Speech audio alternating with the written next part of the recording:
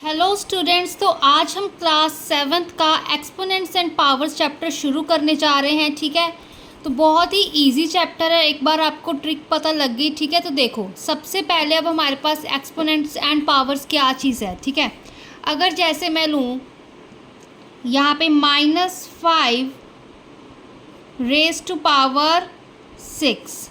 ठीक है, अब इतनी चीज़ तो आपको पता होनी चाहिए, आपने 6th क्लास में किया है। ठीक है, अब जो ये -5 है ना, ठीक है, जो यहाँ पे लाइन पे लिखा हुआ है वो क्या है हमारे पास, -5 इज़ द बेस। ठीक है, जो -5 है वो हमारे पास क्या है, बेस। एंड जो हमारे पास 6 है वो क्या है, 6 इज़ दी पावर, और क्या कह सकते हैं उसको, एक्सपोनेंट। ठीक है, 6 क्या है हमारे पास, पावर या एक्सपोनेंट। जो ये -5 है ये हमारा बेस है, एंड जो वो 6 लिखा हुआ है वो उसकी पावर है। ठीक है, सिमिलरली ये हमारे पास एक मैंने इंटीजर की एग्जांपल ले ली। ठीक है, अगर मैं यहाँ पर एक लूँ 4 की एग्जांपल, 4 की पावर मैं 3 कर देती हूँ। ठीक है, तो यहाँ पे 4 क्या है हमारे पास, 4 is base and 3 is power. ठीक है, 3 आप एक्सपोनेंट लिख लो चाहे पावर लिख लो। ठीक है, तो इसका बस एक्सपोनेंट पावर्स का फिलहाल यही मतलब है। देखो अब ये मैंने, चाहे आप इसको होल नंबर कह लो, नेचुरल नंबर कह लो, ठीक है, ये हमारे पास एक इंटीजर आ गया, नेगेटिव नंबर है। ठीक है, अब हम अगर रैशनल नंबर्स में देखें, ठीक है, रैशनल नंबर्स में हमारे पास क्या होगा, देखो जो हमारे पास रैशनल नंबर्स होंगे, जैसे हमारे पास 3/5 है, ये हमारे पास क्या है, एक रैशनल नंबर p/q की फॉर्म में है, q नॉन ज़ीरो है। ठीक है ना, तो अब देखो, अब इसकी पावर मैं अगर 7 ले लूँ, ठीक है, इस मतलब सारे की पावर 7 है, तो क्या होगा हमारे पास, जो 3/5 वो क्या है हमारे पास, इज़ दी बेस।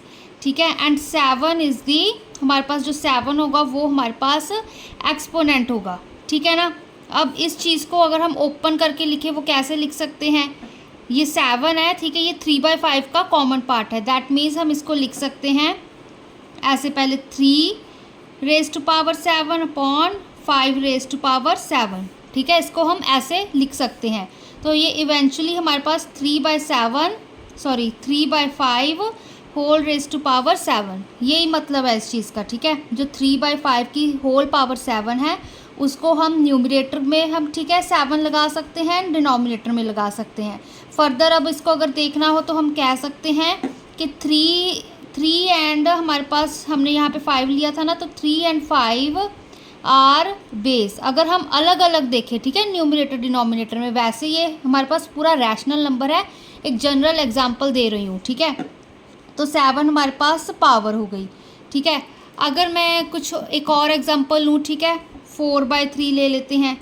ठीक है, अगर मैंने यहाँ पे 4/3 ली, अब 4/3 की पावर मैं कुछ 6 ले ली। ठीक है, तो क्या होगा हमारे पास, जो 4/3 है वो हमारे पास बेस होगा एंड 6 हमारे पास एक्सपोनेंट होगा। ठीक है ना, तो चाहे हमारे पास रैशनल नंबर हो, इंटीजर्स हो, कुछ भी हो, ठीक है, वो चीज़ जो हमारे पास होती है वो हमारा बेस होती है, एंड जो उसकी पावर में हो, ठीक है ना, जो उसके ऊपर लिखा हो, जैसे यहाँ पे मैंने a लिखा, उसकी पावर मैंने यहाँ पे b लिखी। ठीक है, बेसिकली उसके यहाँ पे राइट टॉप पे, ठीक है, ये हमारा क्या है, राइट टॉप। ठीक है, यहाँ पे अगर हम राइट टॉप पे जो हमारे पास जो भी वैल्यू लिखी होती है ना, वो हमारे पास एक्सपोनेंट कहलाती है। ठीक है, एंड जो हमारे पास यहाँ पे बेस पे लिखी हुई है, ठीक है, जो लाइन को टच कर रही है, तो उसको हम क्या कहते हैं, इसको हम बेस कहते हैं। ठीक है, तो कंफ्यूज नहीं होना है, यहाँ पर हमने रैशनल नंबर पे देख लिया एक तरह से, एक हमने इंटीजर्स पे देख लिया, चाहे नेगेटिव नंबर हो, पॉजिटिव नंबर हो। ठीक है, जो उसके है ना राइट टॉप पे लिखा होता है वो हमारे पास एक्सपोनेंट होता है, एंड जो, ठीक है, बेस मतलब लाइन पर लिखा होता है वो हमारे पास बेस होता है। ठीक है, अब इसकी हम फर्स्ट क्वेश्चन करते हैं। देखो फर्स्ट क्वेश्चन, ठीक है, ये हमारे पास एक्सरसाइज, ठीक है, ये हमारे पास एक्सरसाइज 1 है। ठीक है, अब इसका हम फर्स्ट क्वेश्चन कर रहे हैं, इसके हमने बेस एंड एक्सपोनेंट लिखने हैं। ठीक है, और भी क्वेश्चन है, तो देखो अब यहाँ पर इतने सारे 3/8 लिखे हुए हैं। ठीक है, तो बेसिकली ये क्या है, हमारे बेस हैं। ठीक है, बेस क्या होता है, जो हमारे पास नंबर ऑफ टाइम्स रेपिटेशन में है। ठीक है, ऐसे नहीं नंबर ऑफ टाइम्स यहाँ पे कुछ और भी हो, ठीक है, वो भी चीज़ हो सकती है, बट यहाँ पे जैसे यहाँ पे 3/8 3/8 है, ठीक है, यहाँ पे 6/7, कुछ भी और भी नंबर हो सकते हैं, तो हम उनकी पावर्स लिखते हैं, ठीक है। तो यहाँ पर बेसिकली अब जहाँ पे सब 3/8 है, तो यहाँ पे हम लिख सकते हैं बेस क्या है हमारे पास 3/8, ठीक है। अब देखो ये 3/8 कितनी बार रिपीट हो रहा है, 1 2 3 4 5, ठीक है। तो हमारे पास एक्सपोनेंट कितना हो गया, एक्सपोनेंट हो गया हमारे पास 5, ठीक है। तो बेसिकली जितनी बार हमारे पास कोई रैशनल नंबर दिया हो, ठीक है, इंटीजर दिया हो, जितनी बार वो रिपीट हो रहा हो तो वो उसकी पावर होती है, वो एक्सपोनेंट होती है, ठीक है। एंड बेस जो वैल्यू हमारे पास दी हुई है। अब इसको और कैसे लिख सकते हैं, अब 3/8 है ना, ठीक है, 3/8 इज रेज टू पावर 5, ठीक है। तो यही चीज़ हुई। अब देखो 3/8 है हमारा बेस, एक्सपोनेंट कितना है 5, इसको अब 5 टाइम्स मतलब ओपन करेंगे, मल्टीप्लाई करेंगे तो यही चीज़ बनती है, ठीक है ना। तो अब देखो सेकंड क्वेश्चन क्या है हमारे पास, ये कितनी बार आ रहा है, -2/3, ये हमारा बेस है, 1 2 3 3 टाइम्स रेपिटेशन में आ रहा है हमारे पास, ठीक है। तो बेस क्या हो गया हमारे पास -2/3, एंड जो हमारे पास एक्सपोनेंट है वो हमारे पास क्या हो गया 3, क्यों, क्योंकि ये हमारे पास 3 टाइम्स रेपिटेशन में था, ठीक है। तो ये उसकी पावर में चला गया। अब देखो स्टूडेंट्स बहुत ही इजी है हमारे पास, ठीक है। अब देखो बेस एंड एक्सपोनेंट्स लिखने पहले हमें ओपन करके दिए हुए थे फॉर्म्स, ठीक है ना। देखो यहाँ पे जैसे 3/8 सब मल्टीप्लाई करके दिया हुआ था, अब यहाँ पर सिंपल ही हमें, ठीक है, आंसर ये एक तरह से बताए हुए हैं, ठीक है, 1 मार्क्स में आ सकते हैं, बहुत ही ईजी। अब देखो इसका बेस क्या होगा, -1/3 रेज टू पावर 3 का -1/3, एंड एक्सपोनेंट क्या होगा, क्या है हमारे पास पावर 3। अब इसका होगा -4/7 पावर 6 का, -4/7 हमारे पास बेस आ जाएगा, उसकी पावर हमारे पास 6 है। अब यहाँ पे 2/9 रेज टू पावर 5 का बेस 2/9, उसकी पावर एक्सपोनेंट हमारे पास 5। 15/19 का 15/19 हमारे पास बेस है, 3 हमारे पास एक्सपोनेंट है। अब यहाँ पे ठीक है, चाहे p/q की फॉर्म में हो, इंटीजर हो, होल नंबर हो, तो यहाँ पे बेस हमारे पास लाइन को कौन सा टच कर रहा है, -15, ठीक है। एंड पावर में उस क्या है हमारे पास 4। अब यहाँ पे -2/3, अब इसका एक्सपोनेंट 1 होगा, ठीक है। अब यहाँ पर कंफ्यूज नहीं होना है, अकेला -2/3 दिया हुआ था, ठीक है।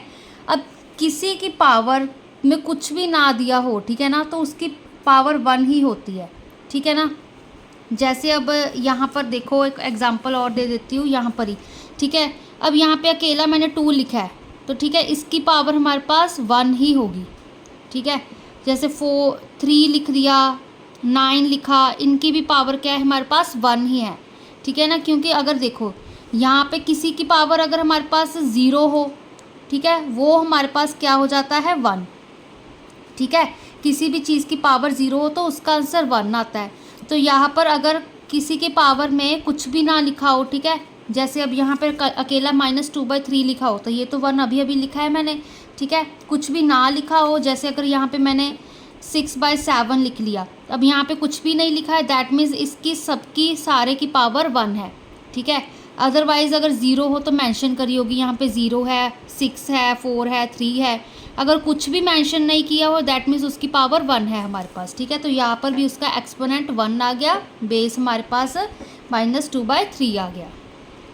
अब देखो स्टूडेंट सेकंड क्वेश्चन क्या कह रहा है हमारे पास, express the following in the exponential form, ठीक है। अब इनको हमने एक्सपोनेंशियल फॉर्म में एक्सप्रेस करना है। अब देखो फर्स्ट क्वेश्चन में क्या किया था हमने, एक्सपोनेंट एंड बेस लिखे थे, अब उसको सिर्फ हमने एक्सपोनेंशियल फॉर्म में लिखना है, मतलब इस फॉर्म में हमने उसको लिखना है, इसको हम एक्सपोनेंशियल फॉर्म कहेंगे, ठीक है ना।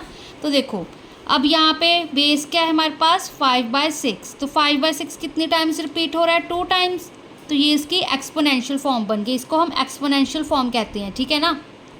तो अब देखो अब इसको क्या कहेंगे हमारे पास, यहाँ पे इसका बेस 9/2 है, ठीक है, = का साइन डालो यहाँ पे, तो कितनी बार रिपीट हो रहा है 1 2 3 4, ठीक है। तो ये इसकी पावर आ गई।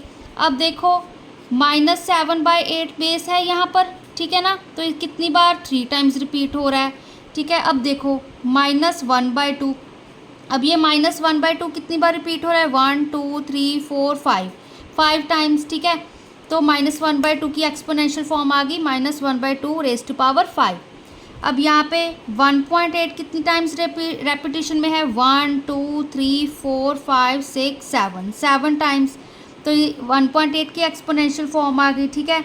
सिमिलरली 11/12 कितनी बार, 1 2 3 4 5 6 टाइम्स हो रहा है, ठीक है। तो यही इसकी एक्सपोनेंशियल फॉर्म है, जिसको हम जो पावर में लिखा हो, एक्सपोनेंट्स में लिखा हो, तो उसको हम एक्सपोनेंशियल फॉर्म कह देते हैं, ठीक है। अगर बेसिकली ऐसे ओपन करके सारा लिखा हो, ठीक है ना, तो इनको हम रैशनल नंबर्स कह सकते हैं कि वो मल्टीप्लिकेशन में हमारे पास, ठीक है। तो अब हम नेक्स्ट क्वेश्चन करेंगे।